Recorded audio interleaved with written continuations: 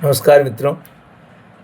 हम छोटी सी यात्रा रहीमदास जी के दोहे को लेकर करेंगे। रहीमदास जी, आप जानते हैं कि नीति के दोहे उन्होंने बहुत कहे। एक दोहा जो मुझे भी बहुत प्रिय है और जिसके कई अर्थ ओशो को भी शायद प्रिय था, वो बार बार इस दोहे को कहते थे, और वो दोहा है, रहीमन मैन तुरंग चढ़ी चलिबो पावन माही, प्रेम पथ ऐसा कठिन सब सो नीहबत नाही। रहीमदास कहते हैं कि घोड़े पर चढ़कर और आग में चलने जितना कठिन काम है, प्रेम का पथ सरल नहीं है, सबसे निभता नहीं है, वो कठिन है। आग का दरिया है, डूब कर जाना है, आपने पहले सुन रखा है। ठीक वैसे ही रहीम का भी ये भाव है कि प्रेम का पथ, प्रेम यानी किससे? तो कबीर जब कहते हैं ढाई आखर प्रेम का पढ़े सो पंडित होए, तो वहाँ प्रेम मनुष्यों से, पशुओं से, पक्षियों से, सृष्टि से प्रेम, वो व्यापक स्वरूप जो प्रेम का है वो है।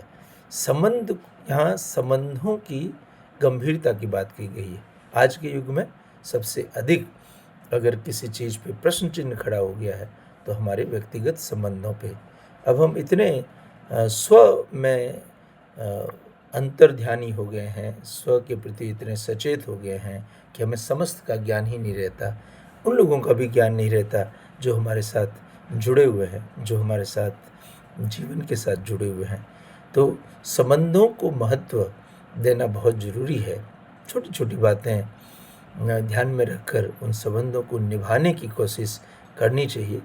संबंध लोग तोड़कर खुश होते हैं, बल्कि पुराने लोग संबंधों को निभाकर खुश होते थे। 7-7 पीढ़ी, इसलिए हमारे शादी विवाह के संबंधों के लिए कहा गया है कि शादी विवाह के संबंध जो है वो 7 पीढ़ी के संबंध होते हैं, और हम लोग एक पीढ़ी में ही टूटे जा रहे हैं।